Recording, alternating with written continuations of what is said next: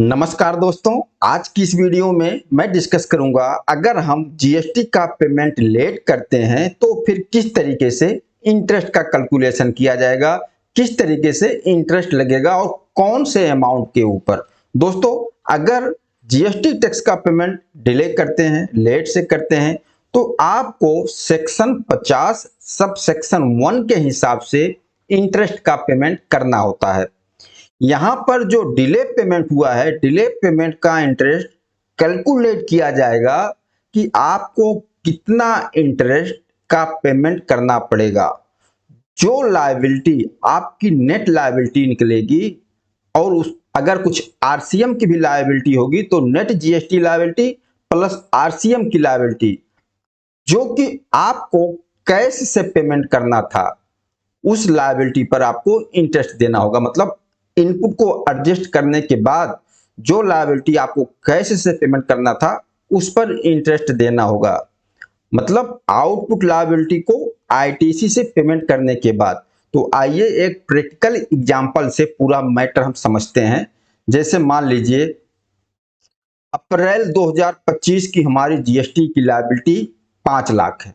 Okay, और April month की हमारी total ITC total input 4 lakh है। तो हमारा पेमेंट कितना बनता है? 5 लाख लायबिलिटी में से 4 लाख का आईटीसी सेट करने के बाद नेट लायबिलिटी 1 लाख बनती है। मतलब 1 लाख हमें कैश लेजर से पेमेंट करना था। ओके, अगर कुछ आरसीएम की लायबिलिटी होती उसका भी पेमेंट करना था तो इसमें आरसीएम की लायबिलिटी भी हम ऐड कर लेते। तो यहां हमारी नेट लायबिलिटी 1 लाख आ रही जो कैश लेजर से पेमेंट करना था। और हमने क्या किया, जो अप्रैल मंथ का पेमेंट करने का ड्यू डेट है कितना होगा? 20/5/2025। मतलब अप्रैल मंथ की लायबिलिटी को पेमेंट करने का ड्यू डेट 20 मई 2025 है। लेकिन हमने 20/5 को पेमेंट नहीं किया, हमने पेमेंट किया 4 जून 2025 को। मतलब हमने डिले पेमेंट किया 1 लाख का, 20/5 को कर देना था, हमने किया 4 जून को। तो हमने कितना डिले पेमेंट किया और इंटरेस्ट किस तरीके से लगेगा? तो यहां डे वाइज इंटरेस्ट लगेगा। और कहां से? जो ड्यू डेट था पेमेंट करने का उसके नेक्स्ट डे से इंटरेस्ट हमारा चालू हो जाएगा। जैसे 20/5/25 को हमें पेमेंट कर देना था, हमने नहीं किया, तो 21 मई से इंटरेस्ट चालू हो जाएगा। और कहां तक? जिस डेट को मैं पेमेंट कर रहा हूं उस डेट तक का इंटरेस्ट। मतलब हमारे केस में 21/5/25 से चालू होगा और 4 जून को हमने पेमेंट किया तो 4 जून तक का इंटरेस्ट लगेगा। तो 21 मई से लेकर 4 जून तक का कितना हो गया? 15 दिन। 15 दिन हमने डिले पेमेंट किया। अब 15 दिन का इंटरेस्ट हमें देना पड़ेगा 18% पर एनएम के हिसाब से। आइए इसका कैलकुलेशन भी कर लेते हैं। अब हमारी नेट लायबिलिटी कितनी थी? 1 लाख। 1 लाख पर 18%, तो कैलकुलेशन कीजिए। 1 लाख का 18% कितना हो गया? 18,000।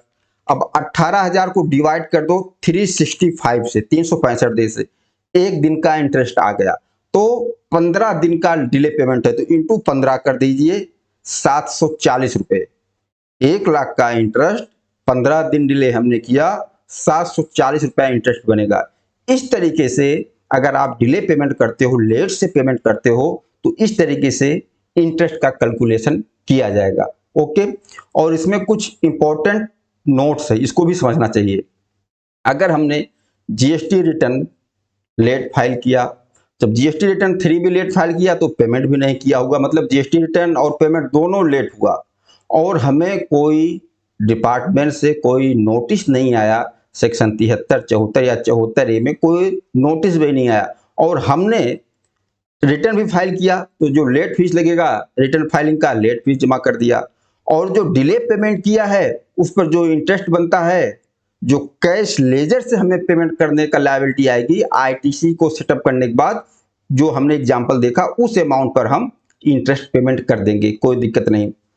अगर हमने जीएसटी रिटर्न फाइल कर दिया, मान लीजिए जीएसटीआर 3 भी फाइल कर दिया और हमने टैक्स का पेमेंट कम किया है, शॉर्ट पेमेंट किया है, या कोई पेमेंट करने से रह गया, नहीं किया है, अगर हमें बाद में भी पता चलता है, तो अगर हम अपने आप उसका पेमेंट कर देते हैं। तो जो एग्जाम्पल हमने देखा उसी तरीके से जो भी आउटपुट लायबिलिटी होगी, इनपुट को एडजस्ट करने के बाद जो कैश लेजर से पेमेंट करने को आएगा उस पर इंटरेस्ट लग जाएगा। लेकिन यहाँ पर हमने रिटर्न फाइल कर दिया, लेकिन शॉर्ट पेमेंट किया, टैक्स का पेमेंट कम किया, बाद में पता चला कि शॉर्ट पेमेंट या नॉन पेमेंट किया गया है और आपने खुद से सही नहीं किया और आपको डिपार्टमेंट से कोई नोटिस आ जाता है, सो को नोटिस आ जाता है शॉर्ट पेमेंट का या नॉन पेमेंट का 73 में या 74 में 74A में, फिर आपको पूरे लायबिलिटी पर इंटरेस्ट देना होगा। पूरे लायबिलिटी का मतलब कि आपको आउटपुट लायबिलिटी से आईटीसी को, जो हमने ऊपर एग्जांपल देखा, आईटीसी को सेट करके जो नेट लायबिलिटी बन रही है, जो कि कैश लेजर से पेमेंट करना था, अब तक हम सिर्फ उस पर इंटरेस्ट दे रहे थे। लेकिन अगर आपको नोटिस आ गया है तो फिर आपको पूरे के पूरे लायबिलिटी पर इंटरेस्ट देना होगा। मतलब कि आपको आईटीसी कम करके नेट अमाउंट नहीं देखना है, फिर आपको पूरे लायबिलिटी पर इंटरेस्ट देना होगा अगर आपको नोटिस आ गया। दोस्तों, इस तरीके से अगर आप जीएसटी का पेमेंट लेट करते हो, देरी से करते हो, तो आपको इस तरीके से इंटरेस्ट का कैलकुलेशन करना है डे बाय डे। और मुझे उम्मीद है कि आप बहुत ही अच्छी तरीके से पूरा कैलकुलेशन एग्जाम्पल के साथ समझ गए होंगे कि लेट पेमेंट पर इंटरेस्ट का कैलकुलेशन कैसे किया जाएगा, डे बाय डे कैसे किया जाएगा। बाकी आप लोग बताना यह वीडियो आप लोगों को कैसा लगा। नमस्कार, धन्यवाद।